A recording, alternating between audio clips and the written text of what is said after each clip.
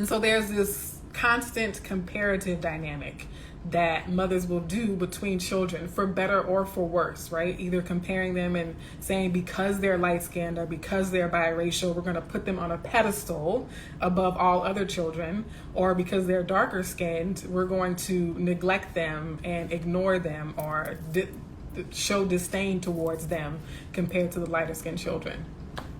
Very common, and I think I can't stress enough how common it is. I think my big takeaway is having compassion, but still having accountability. I do think those two things can exist simultaneously. You are not to blame for your wounds, but you are responsible for your healing, especially if you're an adult. Hey YouTube, thank you for tuning in to watch the replay of my weekly Instagram Live. I'm Dr. Sarah Webb, author, speaker, consultant, and coach who's known around the world as an expert on colorism. Check the description box below if you'd like to dive deeper. All the links are there. Now, if something you hear today resonates deep within your soul, or if you just like it or find it funny, make sure you hit the like button. It's like a virtual high five.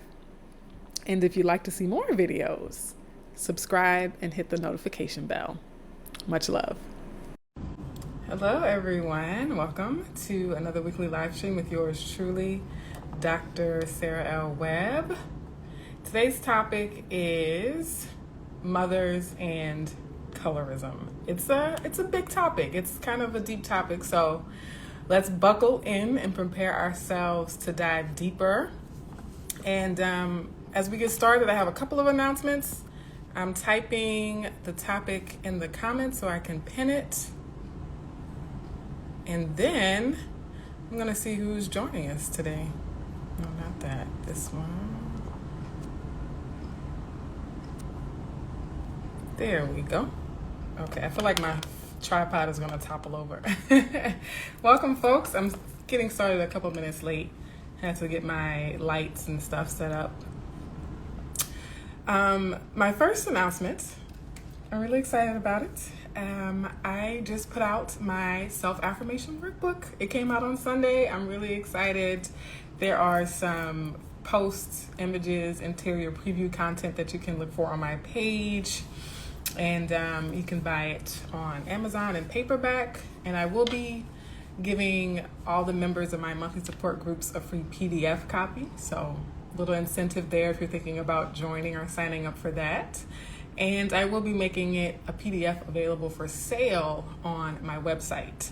So if it's easier for you, if you prefer PDF digital copies, you can definitely check it out soon for sale on the website. But for now, it's available for sale in paperback on Amazon. So hello everyone, be sure to say hello. Let me know where you're tuning in from. If you're joining, especially if this is your first time joining live. But if you're a golden oldie, if you've been around for a while, you know, I love to see my recurring viewers. Thank you for joining me.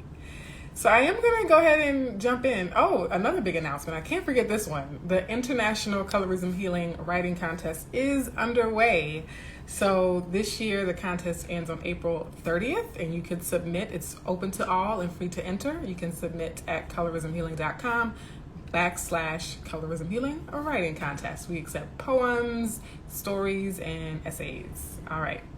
So the topic, mothers and colorism, is something that someone asked on a previous live stream a couple of weeks ago. Someone asked if I've ever talked about mothers and colorism, and my original answer was no, because I was referring to my live streams. But as I, do my work throughout the week, I remembered that I had a blog post. One of my first blog posts was about mothers and colorism.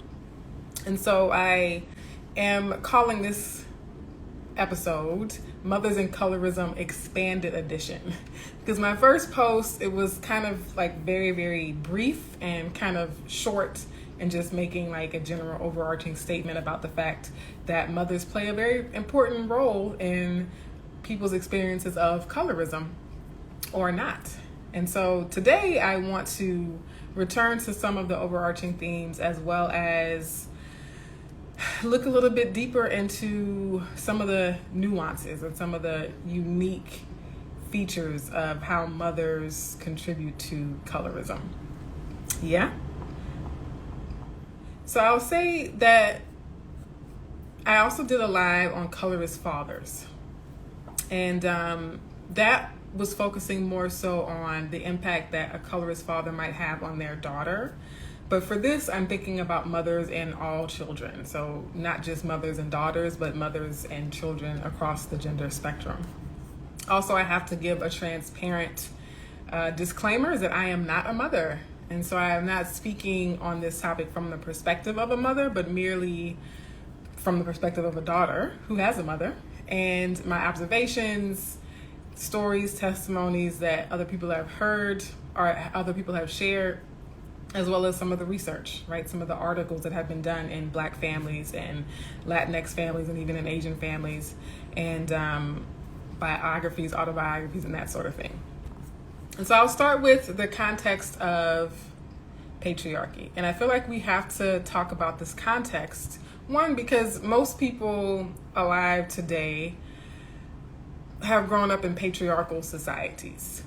And that plays a huge role in family dynamics. And one of the impacts that our patriarchal social structure has on family dynamics is that women, mothers, are most likely to be the primary caregiver for children.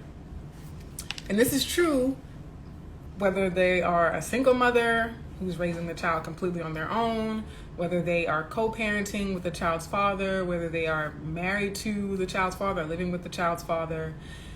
In most scenarios, the mother is most likely to be the primary caregiver, the one who spends the most time with the children, who takes on the greatest responsibility of parenting.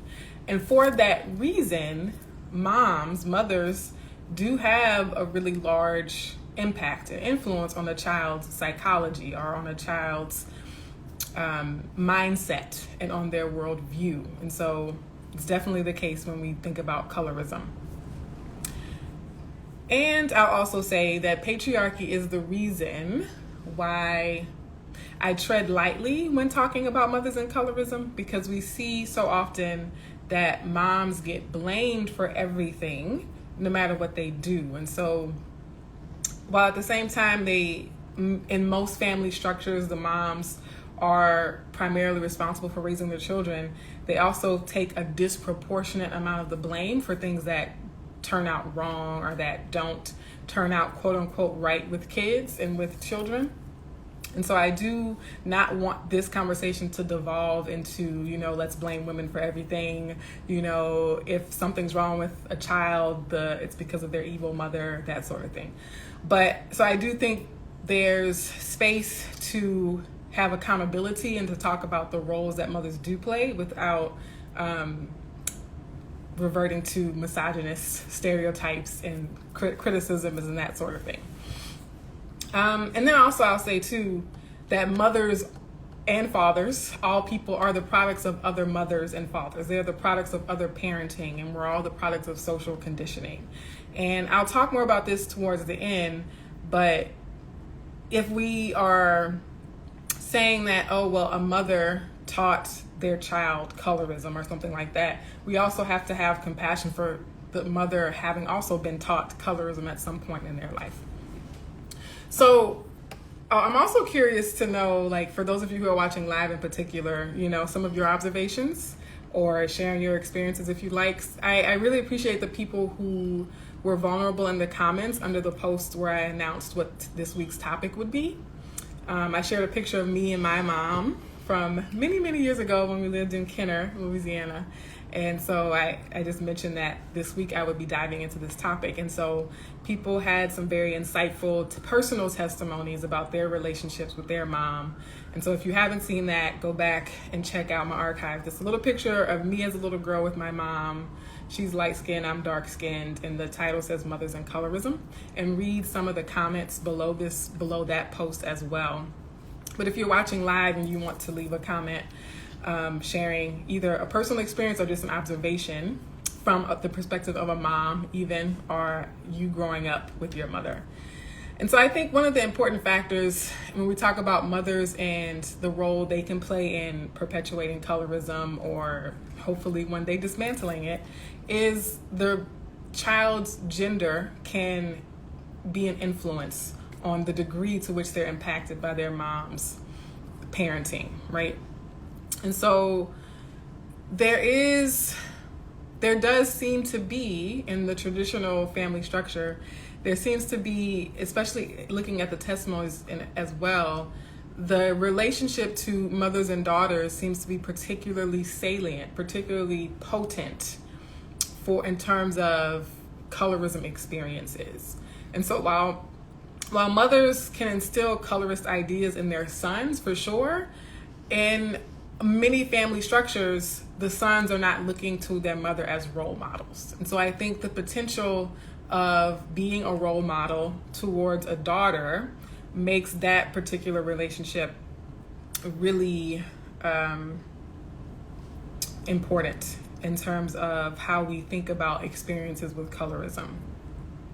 And then also, the mother or the parent of the same or similar gender is usually the child's first understanding of how to move through the world in a particular body, right? So if it's, how to navigate the world in a male body, or how to navigate this world in a female body, or as, a person of a woman identified person or a male identified person, parents, caregivers, primary caregivers usually are the first role models of what that would look like. However, I will say that in terms of the mother-son dynamic, while sons might not be looking to their mothers as role models for how to show up and exist in life, they definitely learn how to be in relationship with women or relationship to other women, right? Their first understanding of a woman's value, or how to respect women, or how not to respect women, can really show up in their relationships with their mothers, as well as any female siblings that they might have. And so a lot of these cues and messaging, I'll also say too, well, we can continue to talk about it, but a lot of them might be intentional and very direct and overt and explicit. But I think actually more often, so much of the messaging and so many of the cues and the things that children are taught are implicit messages. And mothers and parents are unconsciously sending messages to their children without even knowing necessarily. So it's not always malice. But there are definitely mothers who are intentionally malicious as well. And then the other important factor, in addition to gender, obviously, is the mother's skin tone, particularly in relation to the child. This one came up a lot too in the comments. As I mentioned, the photo I shared of me and my mom is light-skinned. We hear that so often, right? Dark-skinned girls saying, oh, I had a light-skinned mom and a dark-skinned dad, or I had, two dark-skinned parents. And recently I heard someone say that they felt fortunate that their mom was also dark-skinned. And so I'll say this up front, that mothers of any color can perpetuate colorism, and mothers of any race can perpetuate colorist messaging and colorist ideas. And so, yes, a lot of what we're talking about focuses on Black mothers, for example, or mothers of color, but a white mother could also be perpetuating colorism amongst her children, even if they're not biracial. And so that's a nuance we can talk about, right?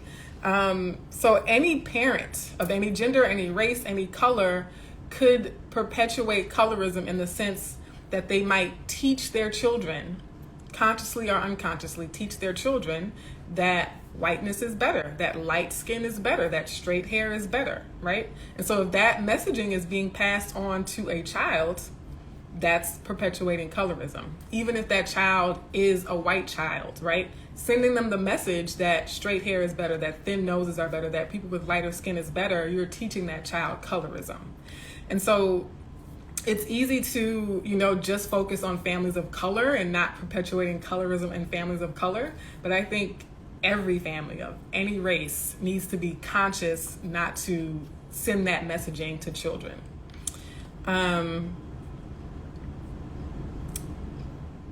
So I kind of broke down some of the various ways. I have a list in no particular order of common ways that mothers perpetuate colorism. And these will be general. And as I said, there are so many specific. I almost tried to map every possible dynamic, right? And I was like, I don't think I'm going to be able to undertake that task. So, because for example, I was thinking about, well, when the daughter is lighter skinned and the mother is darker skinned, right? I think about all the times we might have heard a biracial child or a light-skinned daughter say, oh, well, I feel compelled to take colorism seriously because I saw my mother, or my mother's dark-skinned. So there are so many dynamics, right? When we look at intersections of gender, the relative skin tone of people, that in race, right? So that's even a additional layer, right? Is like if there's a biracial child or a mixed race child with a white mother, what kinds or what levels of colorism might they be receiving from that parent, from that mother? And then I also say too, I'll share a little bit about recent conversations I've had with my mom, and I think she's watching, who is lighter skinned, because so in the comments below that other post, but just like ongoing over the years, a lot of dark skinned women who have light skinned mothers, they'll say, oh, I can talk to my mom about it, but she doesn't completely understand, right? Even if she is open to understanding and open to learning, there's still a sense of loneliness or not being able to fully connect with a mother who hasn't gone through it in the same way that you have. And I also think about Erica Campbell's daughter, the famous gospel singer who's lighter skinned. There was an episode on her show where her dark skinned daughter was opening up to her about not fitting in and feeling like people really didn't see her. And so her mother kind of dismissed it. And I think that was actually an example of how not to respond if you're a light skinned mom. But the daughter was saying, well, you're light skinned, so you don't get it, right? I think she literally said that to Erica Campbell, well, you're light skinned, so you don't get it. But yeah, I think one, if you're a light skinned mother, you have to work that much harder to try and be aware and know that, and not be oblivious to it, right? So, common ways that mothers might perpetuate colorism. This first one is really important to me, and it goes back to a chapter in Bell Hooks' book, Black Women in Self-Recovery, Sisters of the Yam, Black Women in Self-Recovery. And that is in how the mother carries themselves and the choices that they make about their own appearance and their own lifestyle. And this is very sensitive to me, and it goes back to why I called my work Colorism Healing, because I knew as I was coming up with that name that in order to stop perpetuating colorism, there had to be some healing that takes place. And so, speaking to all mothers, healing your own trauma, your own wounds, your own biases, unlearning for yourself as an adult woman, checking your privilege as an adult woman, building up your own confidence and learning to love yourself goes a long way in helping you not to perpetuate colorism. Because a lot of times when we hear about dark-skinned mothers who perpetuate colorism in their families, a lot of it has to do with the pain that they experienced as dark-skinned women. And so sometimes, we've talked about this before, a dark-skinned mother might even intentionally try to have lighter-skinned children, right? And so that dynamic is already setting up the family for struggles when it comes to colorism. And so I'm going to come back to this throughout my talk today, is as adults, we are responsible for our healing so that we don't become parents who perpetuate colorism for yet another generation. And so when we look at mothers within themselves, I'll start with dark-skinned mothers, we can unconsciously or implicitly, even if we're not overtly telling our children that we think lighter skin is better, or that we think Eurocentric hair is better.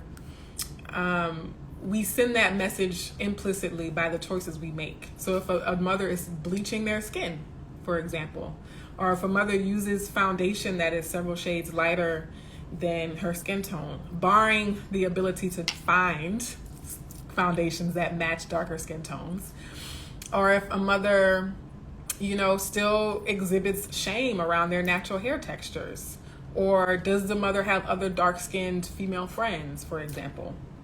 But at the same time, if it's a light-skinned mother, how do they carry themselves around their children? Have they also embraced their natural hair? Do they have dark-skinned female friends? Do they kind of walk with an air of superiority when they're around other dark-skinned people? Do they avoid the sun? Do they go to tanning salons, right? So I think that is not to be underestimated, is simply teaching by example. For church folks will often say, your life is your greatest sermon. And I do believe that, even though, again, I don't have kids, I do believe that a parent's greatest lesson and tribute to what they hope for their children is to live in that energy as much as possible. Now, a second thing that's more subtle, before I get to the like overt stuff that y'all probably came here to hear about, the second thing that's a little more subtle, but just as harmful, is when a mother ignores colorism or pretends like it doesn't exist, or sort of gaslights their child if they start to try to bring it up. And so this can be done intentionally. So some mothers know colorism is a thing, but they will never talk about it. They will never let anyone in the family talk about it. They'll say, oh, we don't worry about that here. We love all people here. Sort of either just outright never acknowledging that this thing exists in the world, or sort of being dismissive of it, or outright gaslighting one of their children if they do try to talk to them about it. And so that might not be like I'm telling you to stay out of the sun kind of colorism, but the silence around colorism is being complicit in colorism, right? Ignoring a problem is being complicit in that problem. And going back to the example, because it's such a famous example with Erica Campbell, that her ignorance, her lack of awareness, one is a result of her privilege as a lighter skinned woman, because her response was just like, she's really oblivious, right? Having the privilege not to be aware. And so I said this in the Colorist Dad's live stream. I want to say this in the Colorism and Moms live stream, is that light-skinned moms, you can't afford to be oblivious to colorism, especially if you have dark-skinned children, right? Like, no one should be oblivious, but if you have a dark-skinned child, you have that much more of a responsibility to try and understand how colorism might work in the world and how the ways that they might experience it. And I'll also say this too, because I think this might be a good point to bring in some conversations I've had with my mom, because she often, I think when I announced this post, she texted me and she was like, she said something. She's like, you have a lot of comments on your post about, mothers and colorism. And I was like, yeah. And I was like, I can't, it's hard for me to imagine what it would be like to have grown up with a mother who was colorist. And she wrote back, she's like, well, I'm glad that you can't imagine it, but if I had known then what I know now, I would have done more, right? And so I do think that there's a difference between not having all the intellectual knowledge, maybe not even knowing the word colorism. But I can honestly say that my mom knew that the world disliked dark skin. My mom knew that the world preferred lighter skin. My mom knew that the world preferred, loose curly hair, that having, lighter skin, light colored eyes, thinner noses. She was aware of that dynamic, even though now after I've started doing this work, she might have more nuance and she might have a little more of the research, to talk about it or to understand it. She was not acting like the social hierarchy didn't exist, right? So she was very aware of that. And I think about one memory in particular where that stood out to me, and I don't know if she remembered it, but I was saying how we were having a discussion. I might have been like 10 years old. This was when Brandy and Monica were really popular. And we were like, had a like extended family at the house. It was like a big group of family. And so we were all debating about who was better. You know, thinking about the recent versus battle between Brandy and Monica, that was going on back in the 90s too. And so we were all debating like who was our favorite singer, Brandy or Monica, and everybody in the room apparently was leaning towards Monica. We were like, well, no, Monica's better.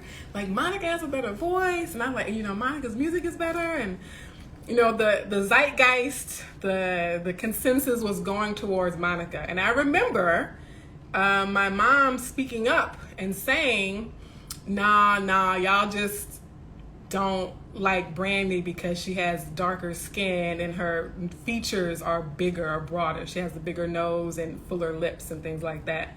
And whether my mom whether anybody else remembers that or not, I remember it. And so at the time, I don't think my mom would have said colorism. I don't think she would have known to say, you know, is it colorism that makes you like one singer more than the other? But that's essentially what she was saying. And so that stood out to me as a young dark-skinned girl, right? And it only recently did I realize, like, okay, that moment was so memorable for me. Like, I continue to remember it over the years because as a dark-skinned girl, even though it wasn't about me, even though I was also Team Monica, you know, like I understood, I was like, oh, wow, my mom sees this thing. Like, okay, she's aware. She, you know, and she spoke up about it, right? And so I think that moment might have been more impactful and influential in my life even than I realized. And so when we talk about ignoring colorism, you don't have to be a colorism scholar.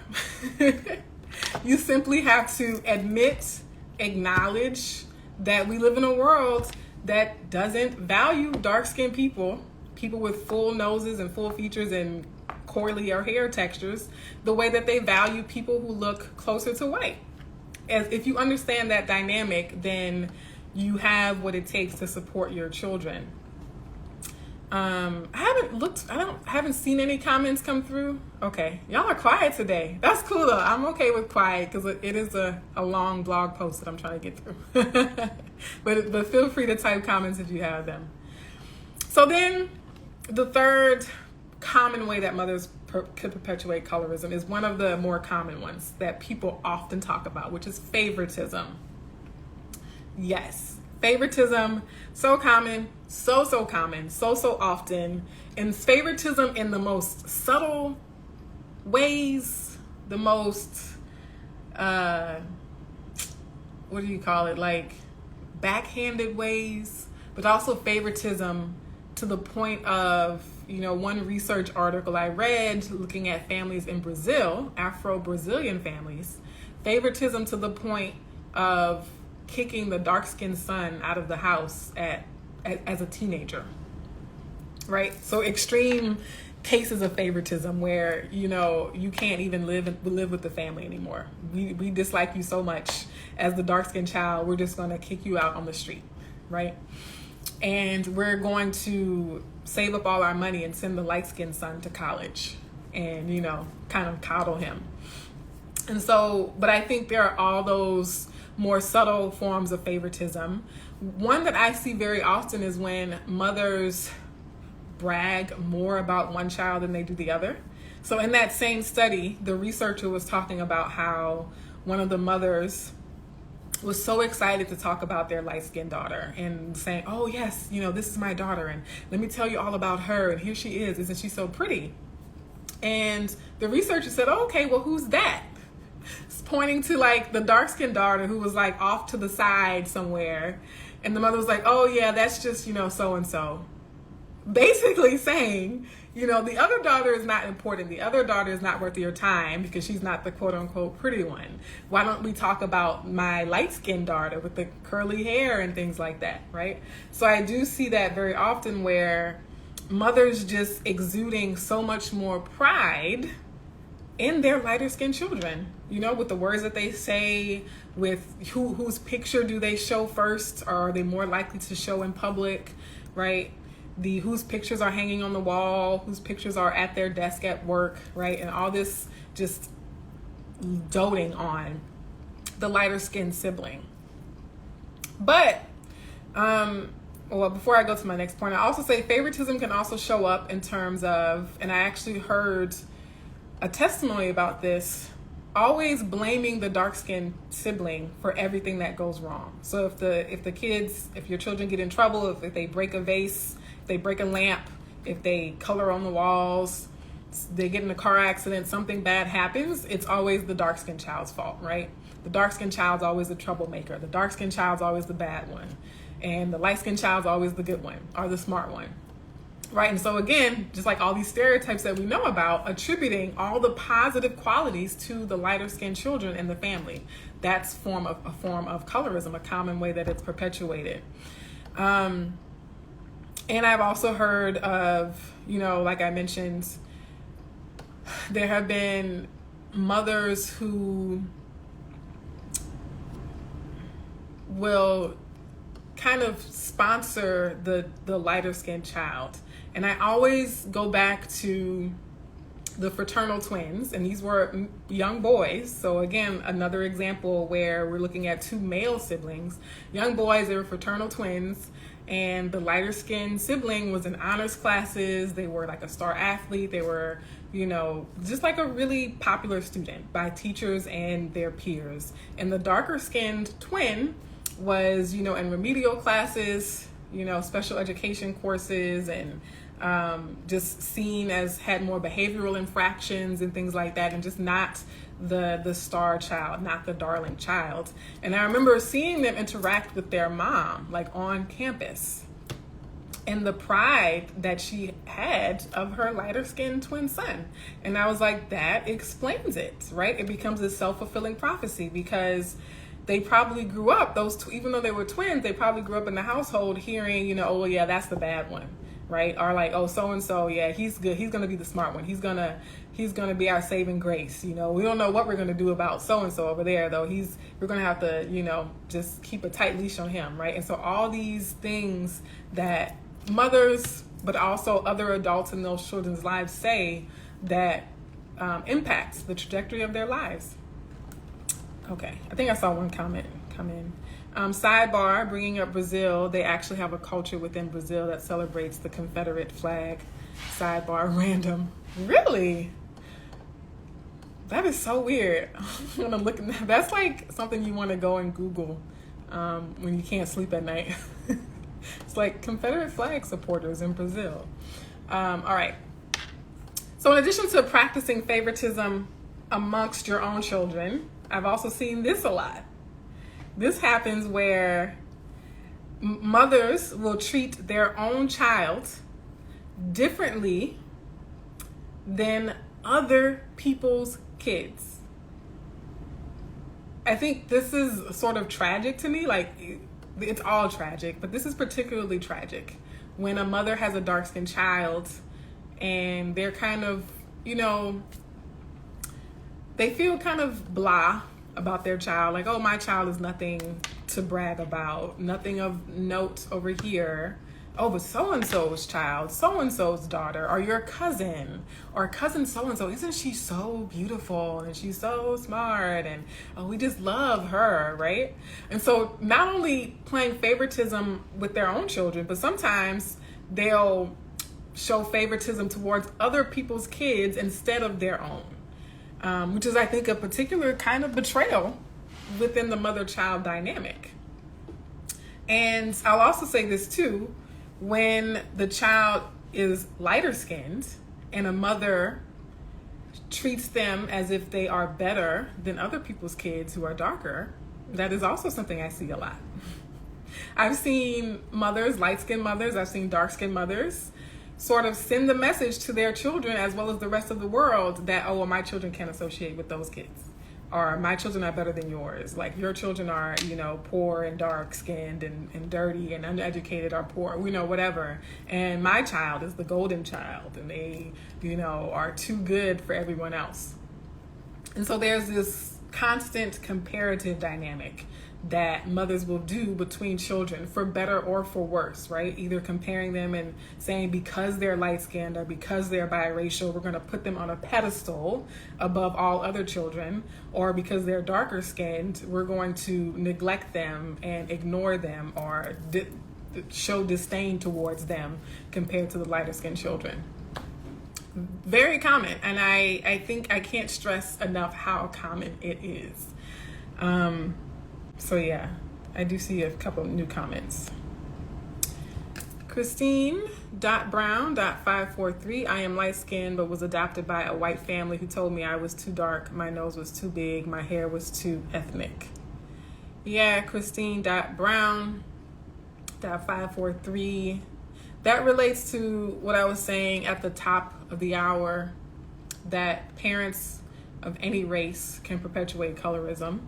And what I am saying perpetuating colorism is the basically white supremacy and anti-blackness, right? So any parent of any race, any parent of any skin tone who teaches their children or sends the message to their children intentionally or unintentionally that lighter skin is better, straight hair is better, thinner noses, smaller lips are better, lighter eye colors are better, right? Any parent who's sending that kind of message to any child, regardless of the race or color of that child, is perpetuating the cycle of colorism.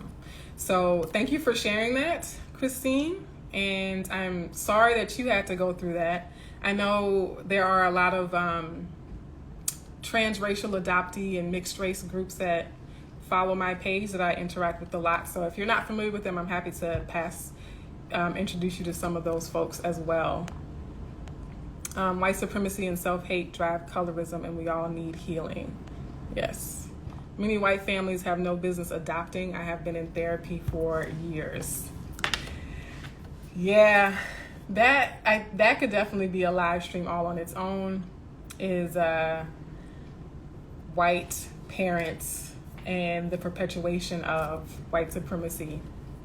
It takes a lot of work, because if a black parent can perpetuate anti-blackness, you can only imagine what non-black parents do, right? And if parents of color can be complicit in white supremacy, you can only imagine what white parents would do, right? And so if we, as even a dark-skinned black mother, for example, has to work hard not to perpetuate that idea, then everyone should realize that they have work to do, and you can't just rely on your quote-unquote good intentions. Yeah. All right, so I think I'm on number 4. I don't know, I can't remember. So in addition to, the favoritism thing and the comparison thing, is direct messaging about the value of certain features. So I talked about kind of implicit things, but then there are the direct messaging. The most common one, can you say it with me? Just imagine we're all saying with me. The most common one: don't go out in the sun. You don't want to get too dark. Don't play in the sun. You'll get too dark, right? I think that is the champion phrase for all mothers in terms of perpetuating colorism. I'll also note too, like, a lot of people rationalize or justify it as a form of protection, like as a protective measurement. Like, I want to protect you from having to deal with these things in society, or I want to keep you from not being able to get a job, or I just want to help you, get married or something like that. So I'm telling you not to get too dark, or I'm telling you these things. Speaking of that kind of messaging is, well, because you're dark, you should really consider marrying a non-black person so that your children don't come out too dark, right? Like, that's advice that mothers have given to their children. Or if not that exactly, it's explicit or subtle messages about who the kind of daughter-in-law, the kind of son-in-law they expect their children to have, right? And like I said, you could be watching a TV program and your mother could make a colorless comment. So there are so many ways that mothers can directly say these things. But I think or even, mothers telling daughters not to wear red lipstick. There's a really great book by Carla F.C. Holloway called Codes of Conduct that I really just love. There's a section where she talks about how her grandmother told her that, she was too dark to wear red, and she better not wear red lipstick or red dresses, wear red anything, because people are going to think she's common and people are going to think she's fast. And so, dark girls don't wear red.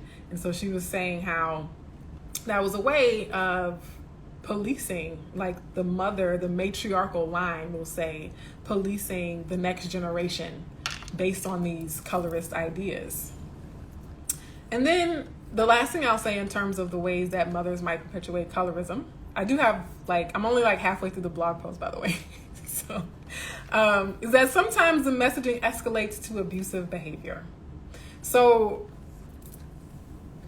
some therapists might say that everything I've named so far can technically be considered abusive.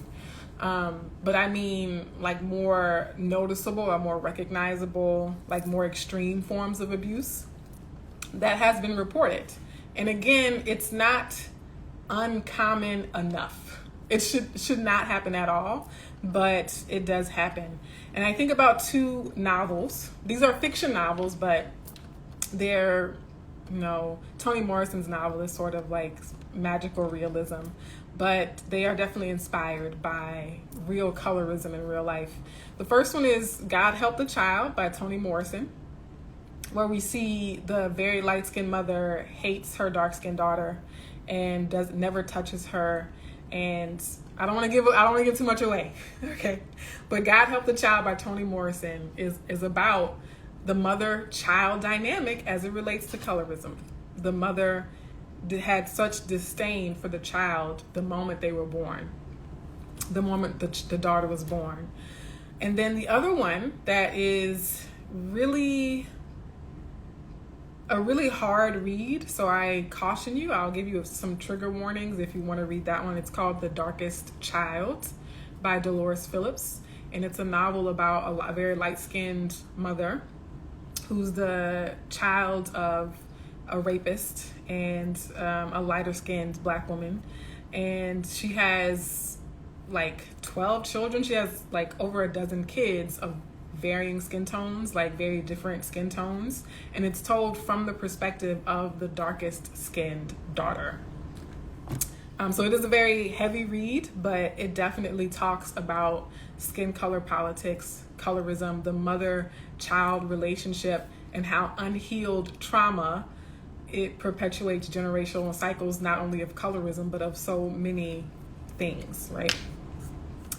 And then there's I think about the need to heal that trauma, because you often hear, for example, I want to address these things, even though I know I'll probably get in trouble for mentioning it, but you'll hear stories of, I actually was on a panel, so let me be more direct. I was on a panel, and this lighter skinned woman stood up and said, I felt like I did not receive enough attention or affection from my mom because she poured so much into my darker skinned sister. And that made me feel left out, right? And so I asked the question in my blog post, is it possible to overcorrect? Now, I think that yes, some children need different kinds of attention than others, different forms of affection than others. Every child is different. But I think having not just pouring into your dark-skinned children, but having direct conversations with all of your children about colorism can help a lighter-skinned sibling from feeling left out, right? So when we're thinking about children, even though a lighter-skinned child does have more privilege, they're still in the child's mind, they're not thinking about that. They don't necessarily have the capacity to zoom out and say, oh, well, my mom's doing this because my sibling is going to face structural violence that I will not have to face, right? And so parents, as you are doing things to build up and sort of support your darker skinned children is also simultaneously having real conversations with all of your children about what's going on, about the realities of privilege, about the realities of colorism and intersectionality.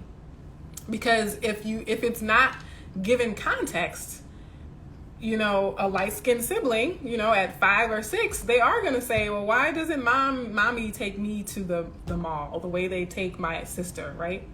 And, you know, that wounding, like even as an adult, right, even as that light-skinned person becomes an adult and does have the intellectual cognitive capacity to understand systemic oppression and historical oppression, that inner child is still wounded from not having that understanding, from not having that context early on.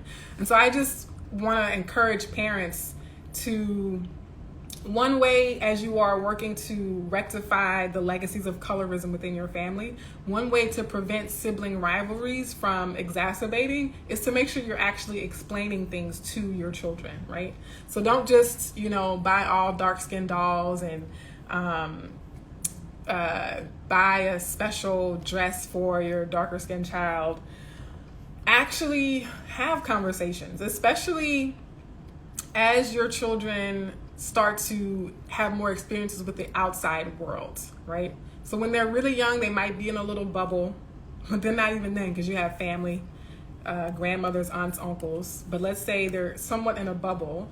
But as soon as they start going to preschool or kindergarten or daycare, they're already going to be experiencing colorism. They're already going to be hearing things and seeing things. Trust me, I know. I was 5, I was 6, I was 7. It starts so early.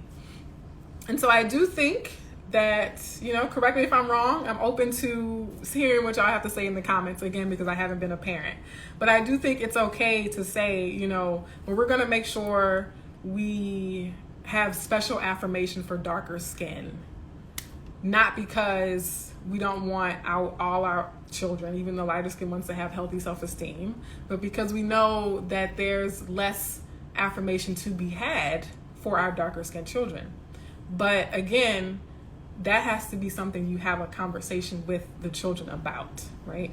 And I think that can kind of preempt or protect against the kind of conversation I had that night on the panel, right? Where the woman just probably had the intellectual capacity to really understand privilege and colorism, but that inner child wounding, not having been giving that context or the opportunity to understand as a child, like she couldn't overcome that, right? In the moment, at least. Maybe now she's like healed and gotten past it, but in the moment, like that perspective, she's still like in her heart and in her mind, she still had that little girl's perspective of like, oh, my mom showed favoritism to the darker skinned sister. And so no amount of explaining to her what privilege is, no amount of explaining to her how systemic oppression works was going to remove that pain that she felt. So I will say that parents can help children avoid that kind of trauma by actually talking to them and taking the time to explain to them, you know, what's going on. And it's okay to help your children understand the forms of privilege that they have. It's really helpful to do that.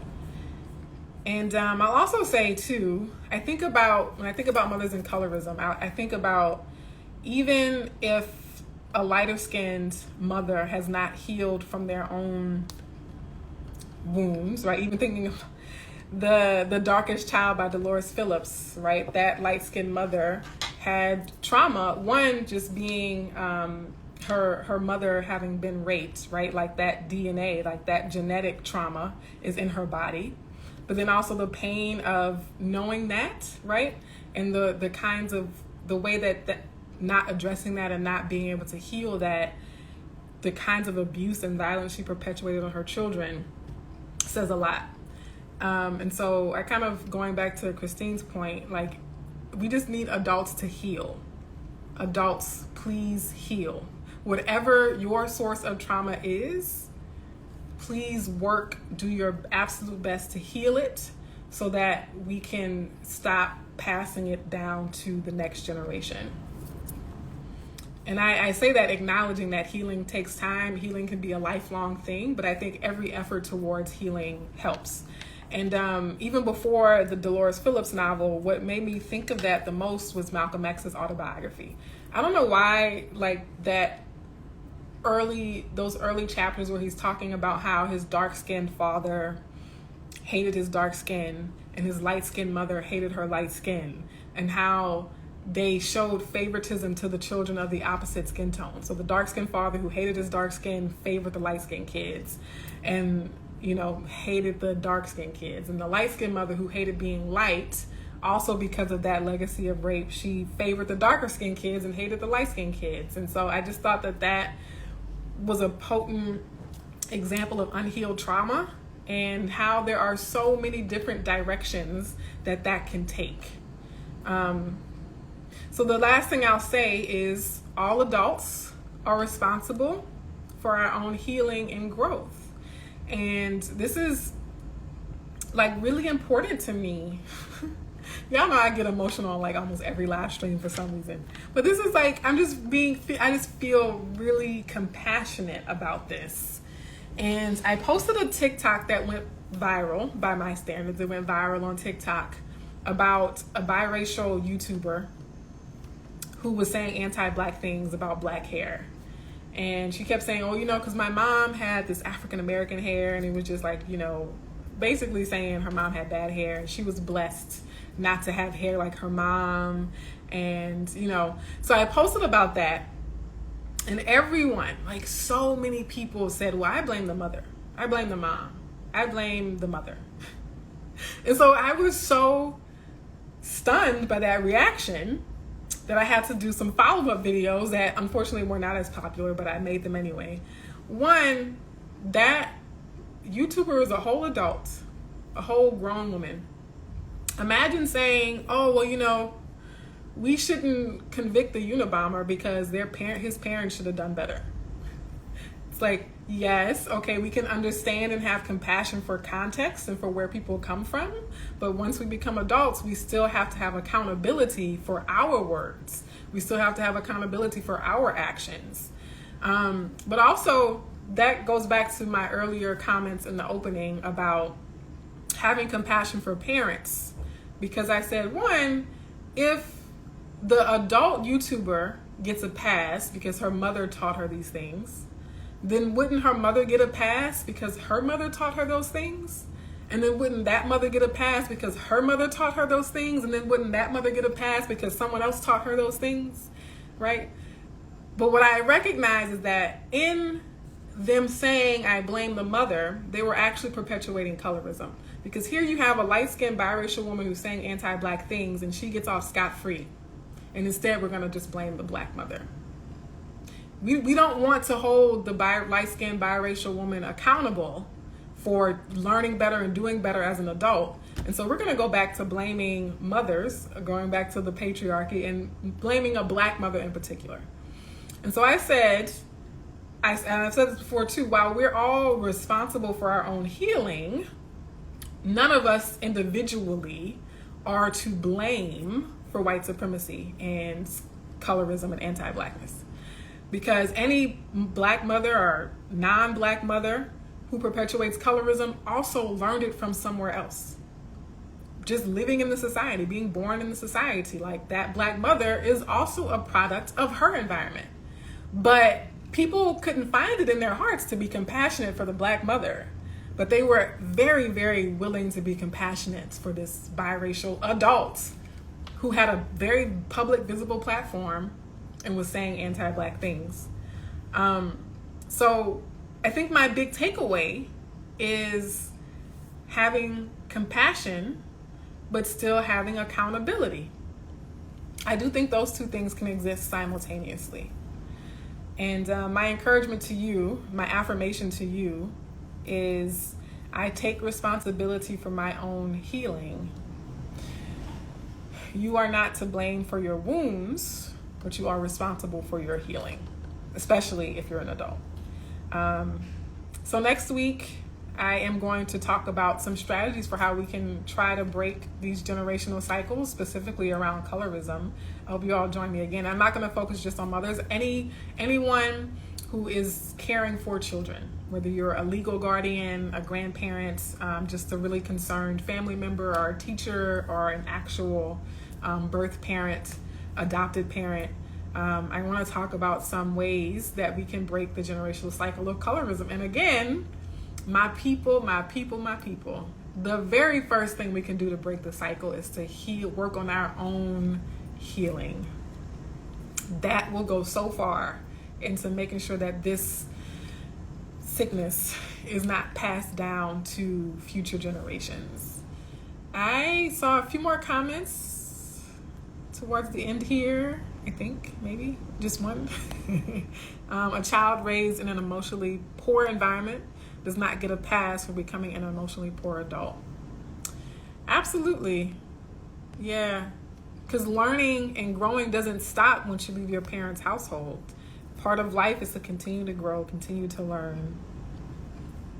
Because I was like, well, if you're blaming the Black mother, why don't you blame the white colonists, the white colonizers? Why don't you blame Christopher Columbus? Like, if we're just going to keep going back to like the original source, back and back and back to, well, who taught them and who taught them and who taught them? I just thought that was a really clear case study of let's have compassion and be lenient and give a pass to the light-skinned biracial person, and just like not have any compassion or any sort of understanding for the Black woman. And I was like, that your colorism is showing, folks. But thank you all so much for engaging. Y'all were a quiet group tonight, somewhat. A few of you chimed in, but I hope to see you all next week. And I love you very much. Take care. I'm here. I'm rooting for you. If you want additional support as you work to heal from colorism, you know where to find me. And until next week, I wish you continued healing, joy, peace, and love. Mwah.